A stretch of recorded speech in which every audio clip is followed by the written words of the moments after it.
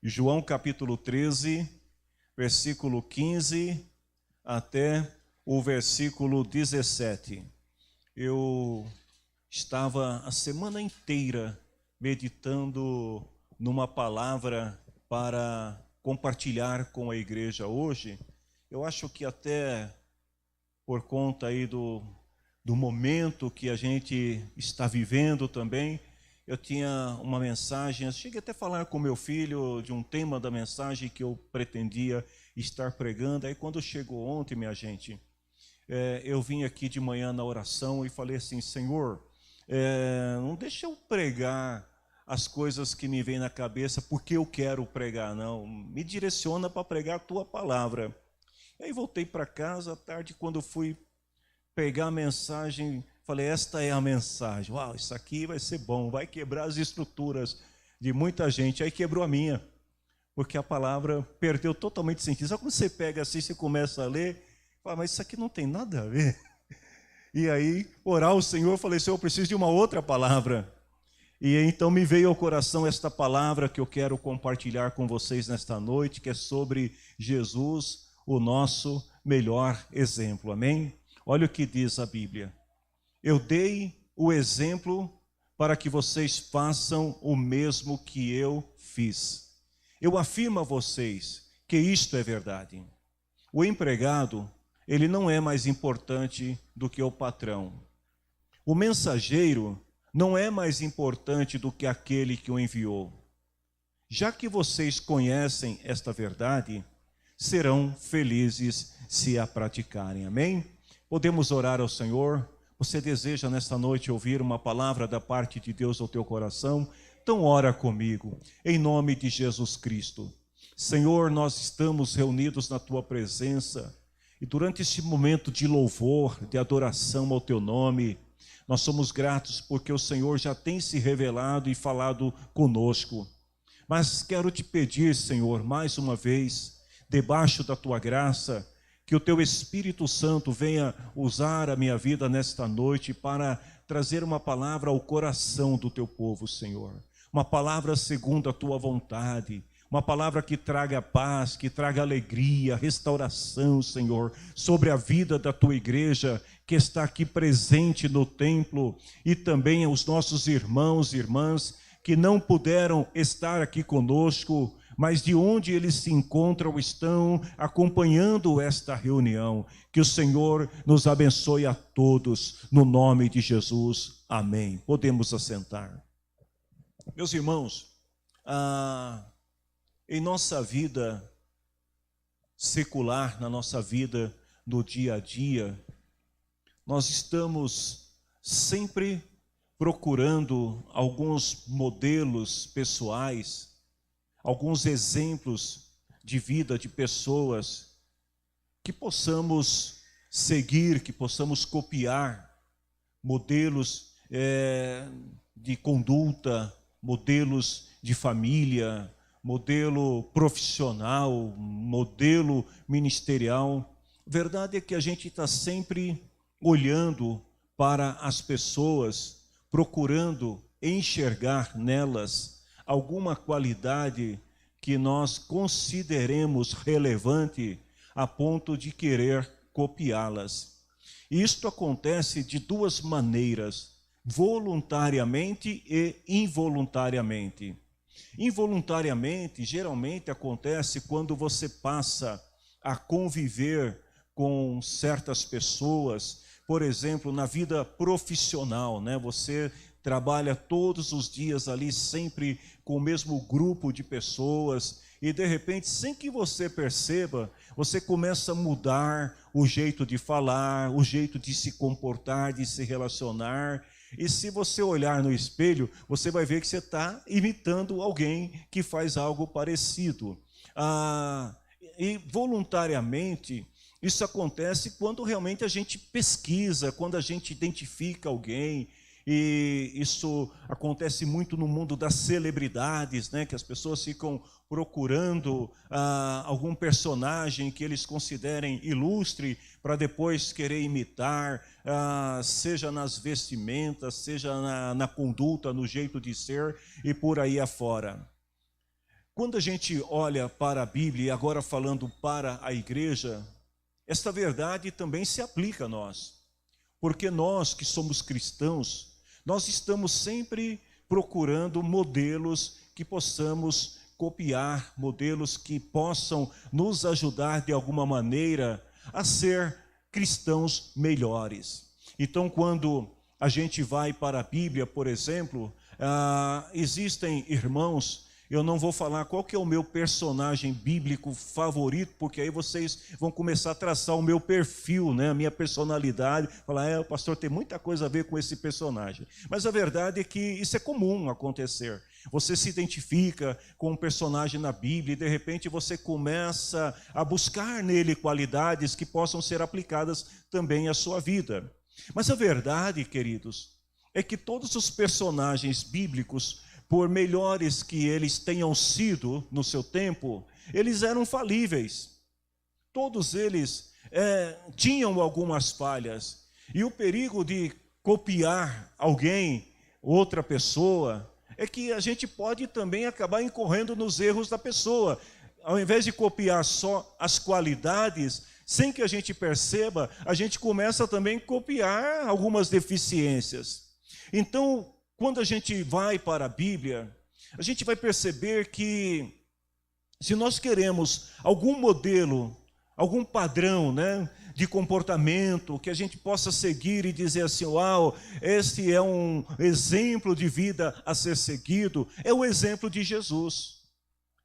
Não há nenhum outro personagem na Bíblia que tenha as mesmas prerrogativas, as mesmas qualidades que Jesus demonstrou durante a sua vida em seu ministério terreno.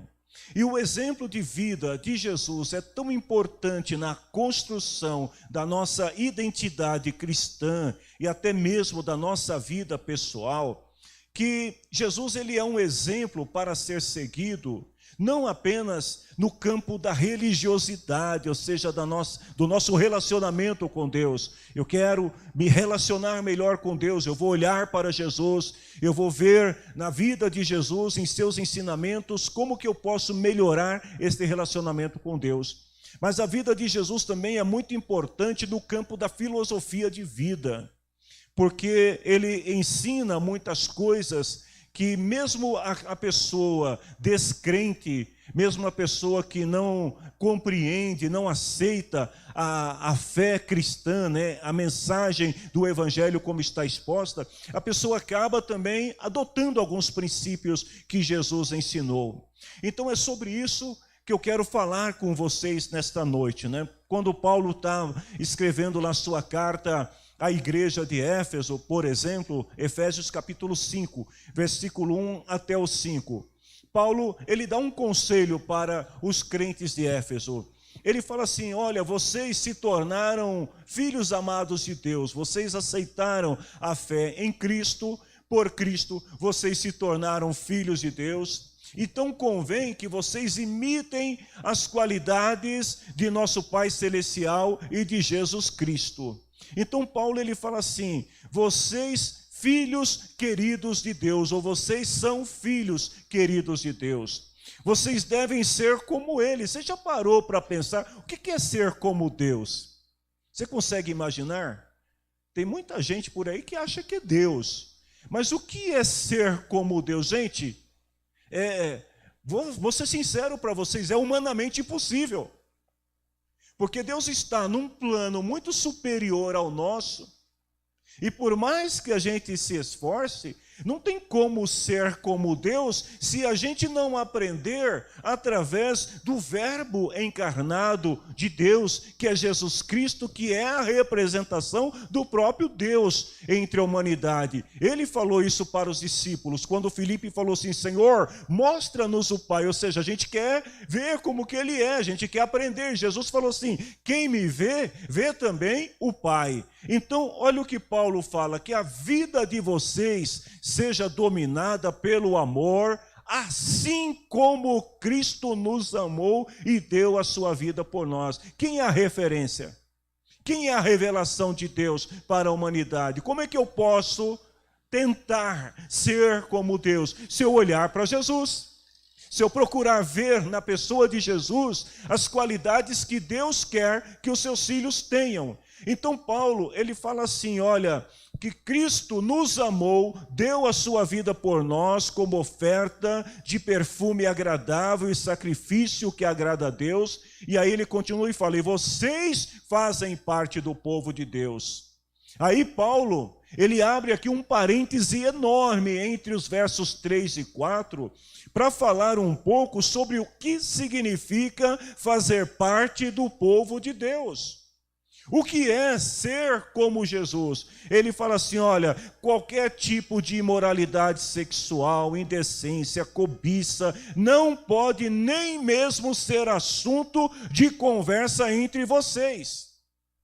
O que Paulo está dizendo? Se vocês fazem parte do povo de Deus, precisam ter cuidado até com as brincadeiras, com as conversinhas de corredores, entre amigos. Tomem cuidado, ele fala, não usem palavras indecentes, nem digam coisas tolas ou sujas, porque isso não convém a vocês. O que Paulo está querendo dizer? Olha, vocês como parte do povo de Deus, como filhos amados de Deus, porque ele começa chamando os cristãos ali de filhos de Deus, ele diz, vocês precisam ter cuidado para que este comportamento mundano, que não faz parte das qualidades de Deus em relação aos seus filhos, que vocês não venham desenvolver essas coisas. Ele fala, pelo contrário, tenham palavras de gratidão a Deus, e fiquem certos disso. Aí ele volta novamente a falar das coisas que não devemos. Ele fala assim, que qualquer pessoa, né, que seja imoral, indecente ou cobiçosa, e aí ele fala que a cobiça é um tipo de idolatria, porque às vezes a gente pensa que idolatrar é você idolatrar uma imagem, uma escultura, um objeto inanimado qualquer, mas ele está dizendo aqui que a cobiça, ou seja, cobiçar o que é do outro, também é um tipo de idolatria. Você cobiçar determinadas coisas, né, é você colocar o teu coração nessas coisas, isso também não agrada a Deus.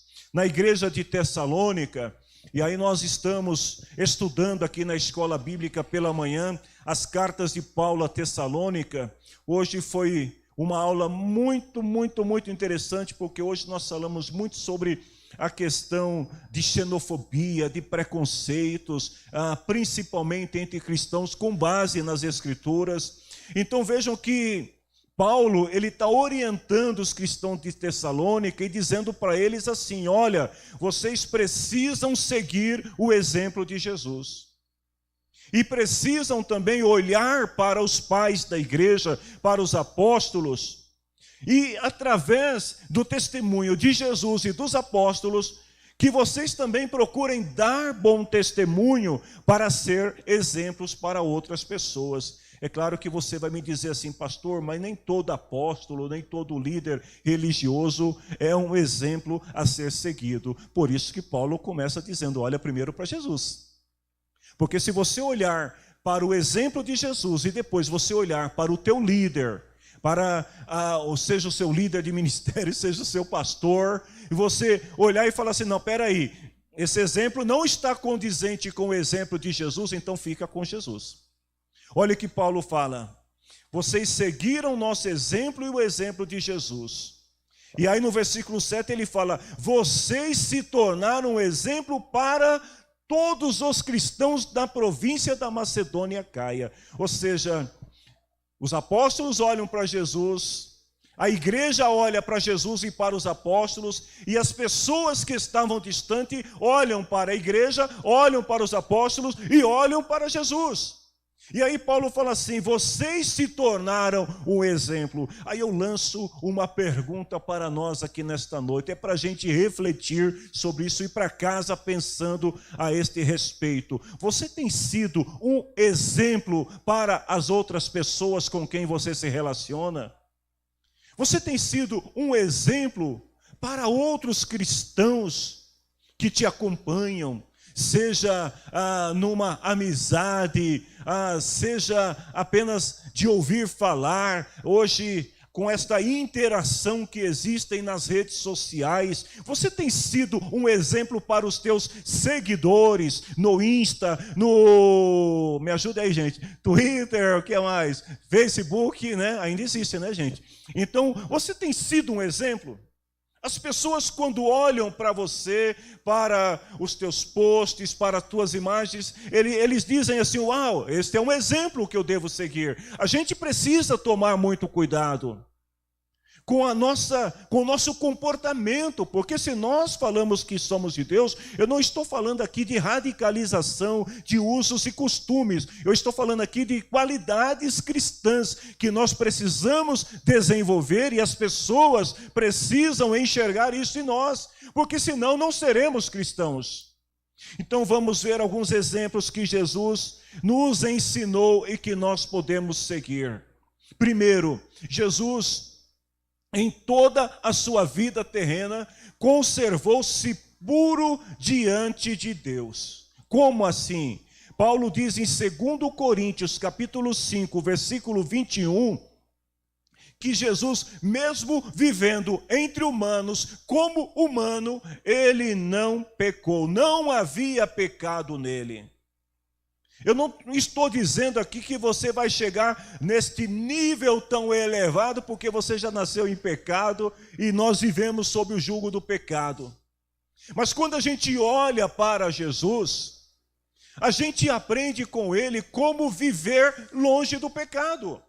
O que é pecado? Tudo aquilo que abomina os olhos de Deus, tudo aquilo que interrompe a nossa comunhão com Deus, tudo aquilo que não permite que nós tenhamos esta comunhão mais intensa com Deus. Então é claro que se eu perguntar aqui nesta noite para vocês que estão me ouvindo, como fazer para viver longe do pecado, você vai dizer assim: pastor, é muito difícil de responder isso. Porque humanamente falando, é impossível alguém viver longe do pecado e resistir ao poder do pecado.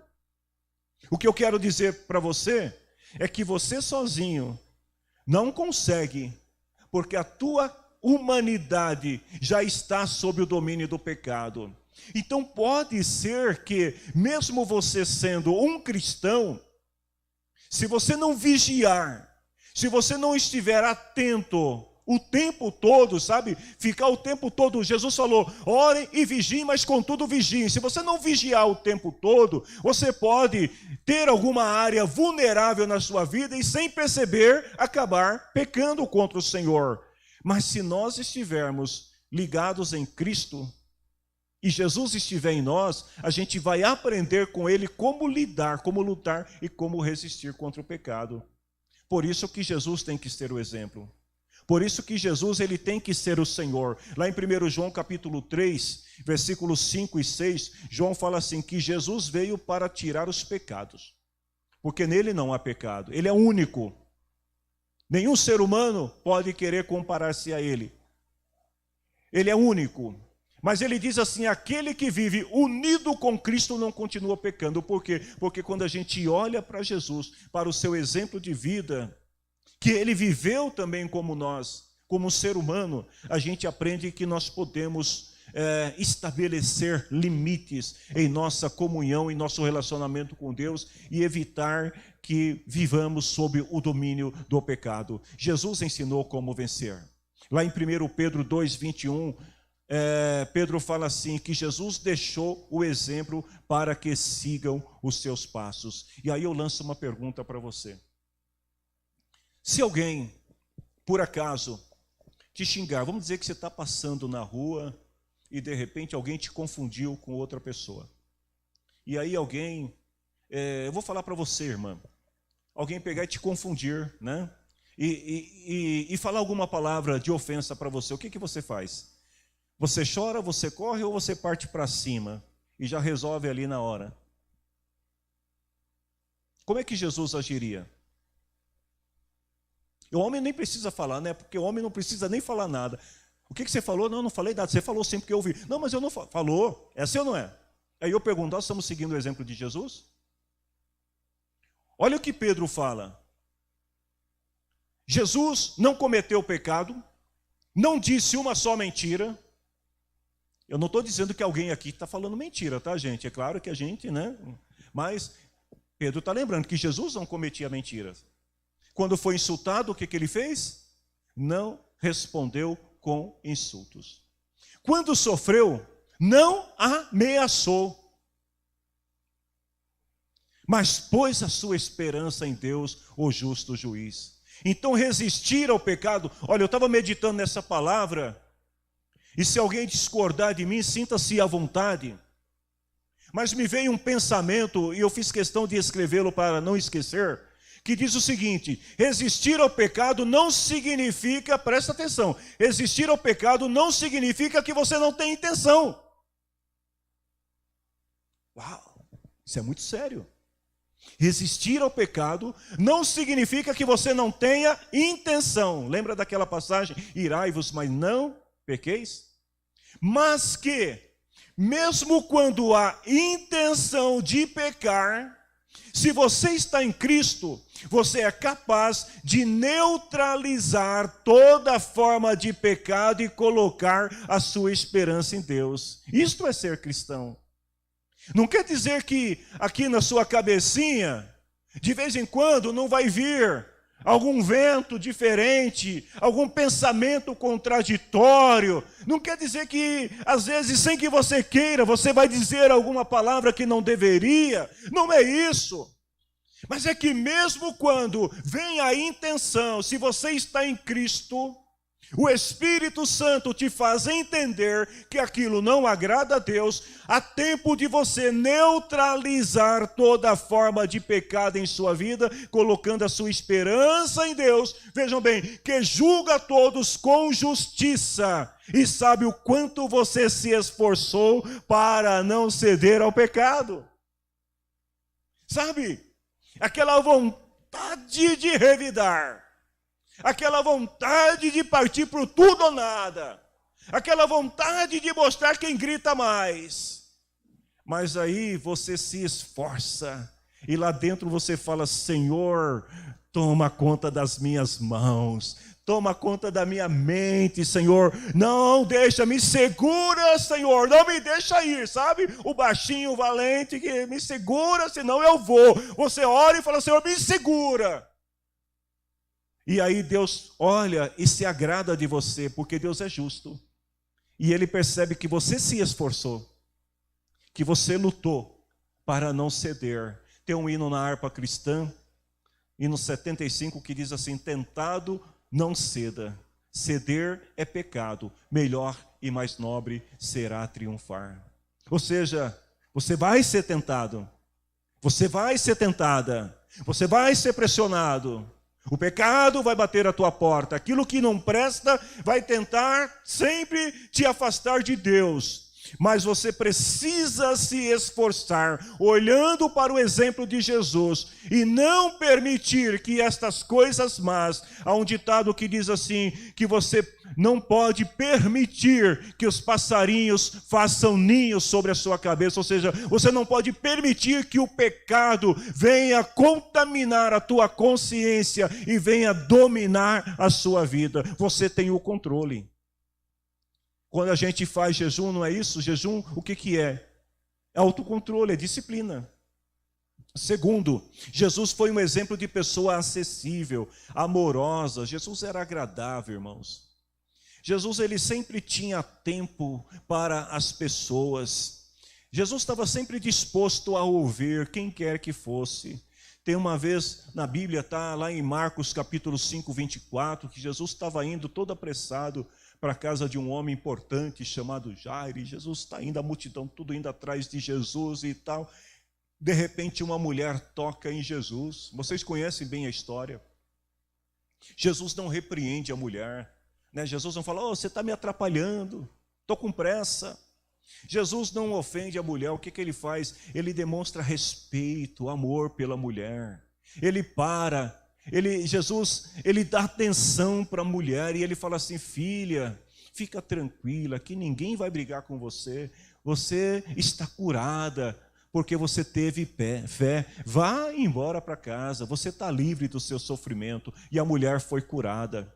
Quando os discípulos retornaram certa feita de uma missão, eles estavam todos entusiasmados, eles queriam falar para Jesus o que tinha rolado durante a missão de evangelismo que eles fizeram, né? É tão bom quando os irmãos saem para evangelizar e depois eles voltam à noite. Já aconteceu algumas vezes aqui, eu estou até com saudade, sabe, que os irmãos voltavam assim no final da tarde e diziam: pastor, você não sabe o que aconteceu, olha, encontrei com uma pessoa, orei pela pessoa, uma pessoa chorou, olha, o outro abriu a porta, o outro quis até pagar uma Coca-Cola para a gente porque estava quente. Já ouvi essas coisas aqui. Os discípulos voltaram felizes, queriam relatar para Jesus o que tinha acontecido. Então lá em Marcos 6, 30 a 32, diz assim, que eles começaram a contar para Jesus tudo o que eles tinham feito e que tinham ensinado. Sabe o que Jesus fez? Havia muita gente ali. Era gente chegando, a Bíblia diz assim, gente chegando, gente saindo. Eles não tinham tempo nem para comer, Jesus estava com fome. Então Jesus para por um instante e fala para os discípulos assim: vem aqui, vamos sozinhos para um lugar deserto a fim de descansarmos um pouco. Ou seja, Jesus, ele é atencioso a ponto de dispensar uma multidão que não lhe dava sossego para dedicar um tempo para ouvir o que os seus discípulos tinham para dizer. Aqui vale uma palavra, principalmente aqui agora para a família. Sabe quando o filho chega da escola, da faculdade, entusiasmado, quer contar o que aconteceu no dia na escola, quer falar da bronca que levou do professor, quer falar da nota alta que teve naquele dia, o filho está todo feliz, aí chega e vai contar para o pai e para a mãe, aí o pai e a mãe estão lá. Mãe, quero falar. Espera aí, menino, está vendo que eu estou conversando? Aí vai para o pai, né? Pai, você não sabe o que aconteceu. Ô menino, está vendo que eu estou no TikTok? E fica. Não param para ouvir os filhos. Se nós queremos seguir o exemplo de Jesus, a gente precisa começar aprendendo a dar atenção para aqueles que nos são queridos, para aqueles que caminham conosco, que andam conosco. E quando se fala de família, nós estamos falando de pais e filhos. Jesus, ele deixa a multidão e ele se dedica um tempo para ouvir o que os seus discípulos tinham para dizer. Jesus era também um exemplo de compaixão e de empatia. Eu penso que esta era uma das maiores virtudes, se não a maior virtude que Jesus demonstrou durante o seu ministério, compaixão. Quando Lázaro morreu, Jesus foi até a casa de Lázaro para confortar o coração das irmãs de Lázaro. E Jesus, ele tinha uma capacidade de se colocar no lugar dos outros para entender o que estava acontecendo com as pessoas, que quando ele chega na casa de Lázaro, Maria vem correndo ao encontro de Jesus, e ela começa a chorar. E quando Jesus vê a Maria chorando, né? Você imagine a cena, você chegar no velório, alguém muito querido morreu, e o familiar mais próximo está ali chorando a morte da pessoa. E aí você chega e repreende a pessoa e fala: que é isso, irmão, não tem que chorar não, porque nós que somos crentes, você sabe, a gente já está salvo, está na glória, por que você está chorando? Você já pensou falar um negócio desse, né? Pois bem, Jesus olha para Maria e ele começa a chorar também. Porque Jesus sentiu afeição por aquela família, ele não teve vergonha de demonstrar isso perante as pessoas. A Bíblia diz lá em João 11:35 que Jesus chorou. As pessoas que estavam em volta, quando viram aquilo, disseram assim: veja como ele amava Lázaro. Aí eu pergunto, irmãos, será que nós temos, como cristãos, tido empatia suficiente, compaixão por aqueles que choram? A Bíblia diz que o crente, ele chora com o que? Se alegra. É isso? E se alegra com o que chora. É isso mesmo, irmãos? Não. O crente, ele chora com aquele que chora. Porque ele sente, irmãos, não dá para ser feliz se o teu irmão ao lado está sofrendo. Não dá também para você ficar resmungando se tudo vai bem. A gente precisa ter esse sentimento que Jesus tem de compaixão. E mais que isso, Jesus chorou com elas, mas no final da sua visita, o que foi que aconteceu? Lázaro foi ressuscitado. E quando Jesus sai da casa de Lázaro, só alegria. Então ele demonstra afeição, compaixão, empatia pelas irmãs de Lázaro. Primeiro ele chora com elas e depois ele busca confortá-las. E quando Jesus vai embora, irmão, porque tem gente que é terrível. Se ele for visitar alguém que está sofrendo, quando ele vai embora, a pessoa dá um tiro na cabeça e se mata. Tem gente que é tão pessimista, que se for aconselhar alguém, irmão, destrói. Não, Jesus ele chora, ele sente a dor do outro, mas depois ele tem uma palavra de consolo, uma palavra de vida. Quando Jesus vai embora, João capítulo 11 diz que houve uma grande festa na casa de Lázaro. O choro se converteu em alegria. Queremos aprender com Jesus? Vamos aprender a chorar, mas vamos aprender também a levar alegria para aqueles que choram. Jesus, um exemplo de compreensão. Deixa eu te perguntar aqui nesta noite, não precisa se manifestar não, mas você é uma pessoa compreensiva? Você compreende os outros? Olha só, Jesus estava na casa de um homem chamado Simão. Simão era um fariseu, religioso, conhecia bem as Escrituras. Convidou Jesus para um jantar na sua casa. E aí Jesus está lá sentado no cantinho, o Simão preocupado, né, em receber os seus convidados, deixou Jesus lá no canto. Aí surge em cena uma mulher que morava naquela cidade, que a Bíblia diz que ela era uma mulher de má fama. Noutra versão diz que ela era uma mulher pecadora. Segundo os tradutores, significa que aquela mulher era uma prostituta.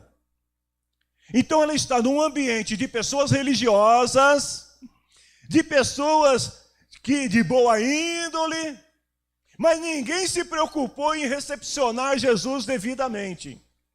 E esta pobre pecadora, quando soube que Jesus estava ali, ela entra sorrateiramente entre os convidados e chega até Jesus e se prostra diante dele.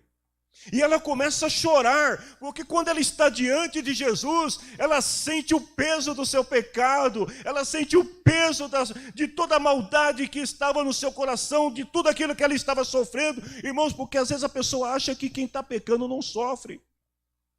Ah, ele é assim porque quer. Eu não vou pregar sobre ela hoje porque não é o tema. Mas essa mulher estava sofrendo, não porque ela queria, mas porque a vida a conduziu àquele estado. Então, Jesus está ali sentado, a mulher começa a chorar, começa a derramar lágrimas. Irmãos, ela chorou, hein? Para molhar os pés de Jesus. Com lágrima não foi aquela lagrimazinha, sabe, uma gotinha, não, foi uma torneira. E ela está chorando, pois ela tira ali da sua bolsinha um perfume caro, começa a jogar nos pés de Jesus. A Bíblia não diz, mas eu imagino que essa mulher tenha olhado para os lados para ver se alguém tinha uma toalha. E ninguém oferece uma toalha para ela enxugar os pés de Jesus. Então ela solta o cabelo e ela começa a enxugar os pés de Jesus com os seus cabelos. Simão, vendo tudo aquilo, Simão, ele julga a mulher, julga duramente, porque no seu coração, na sua mente, ele diz assim: se este Jesus fosse quem eles dizem que ele é, um profeta, ele saberia quem é que está falando com ele agora. Ou seja, essa mulher não é uma pessoa de boa índole.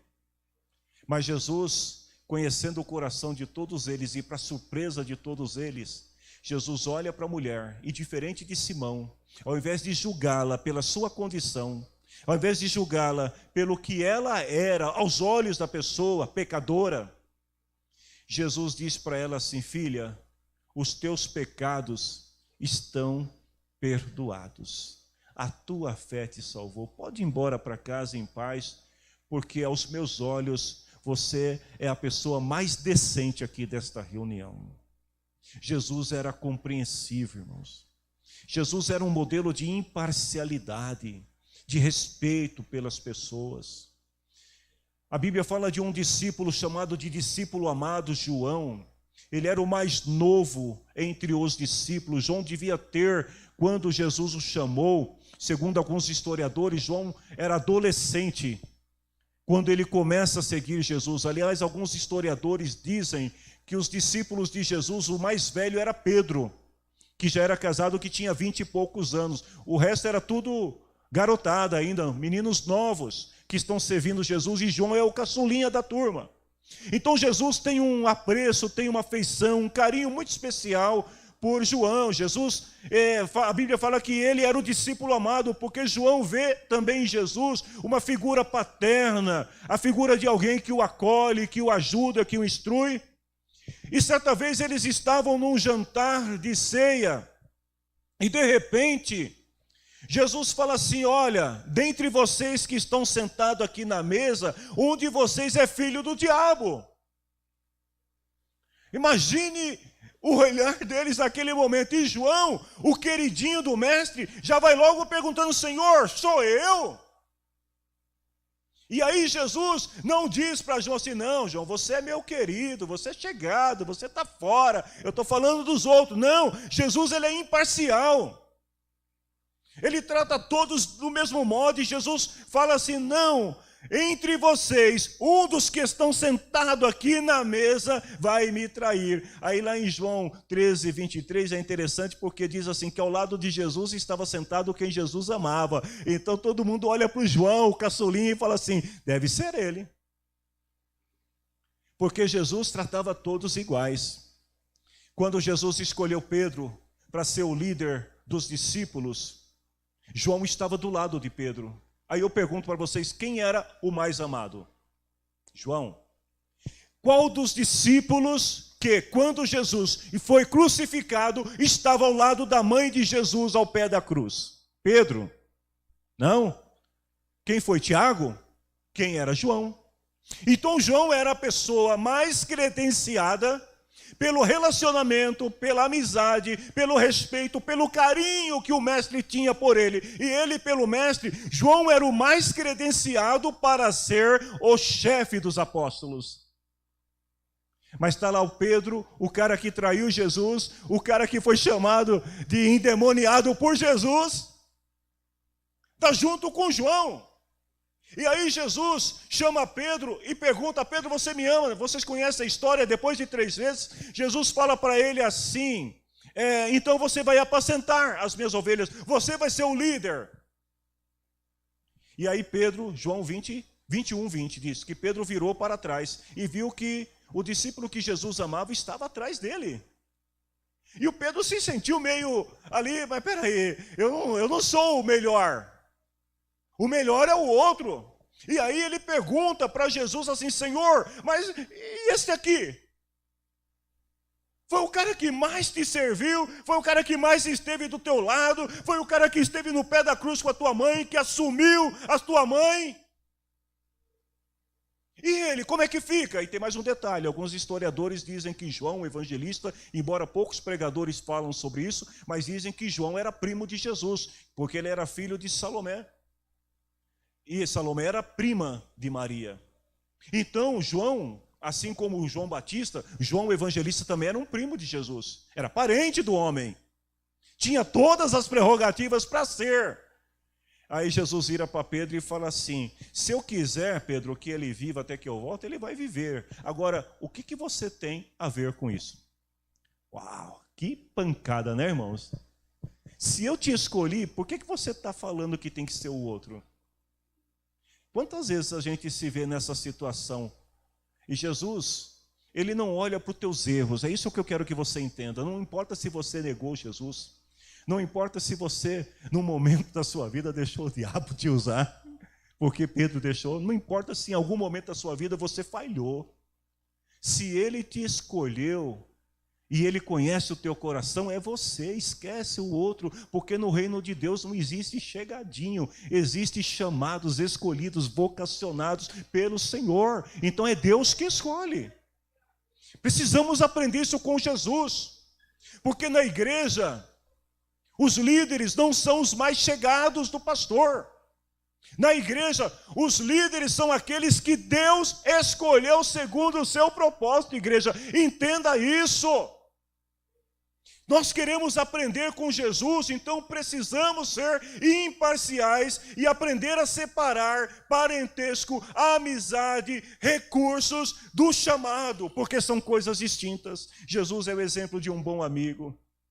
Gente, não vai dar para terminar essa mensagem, não é que falar de Jesus é tão bom, né, que não dá vontade de parar, né?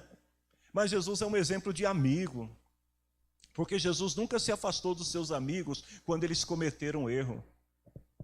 Jesus nunca deixou de lado os seus amigos, ele sempre mostrou que tinha amizade por eles. Jesus sempre, depois você leia lá na tua Bíblia, só para me adiantar aqui por causa do tempo, Marcos 9, 33 a 35.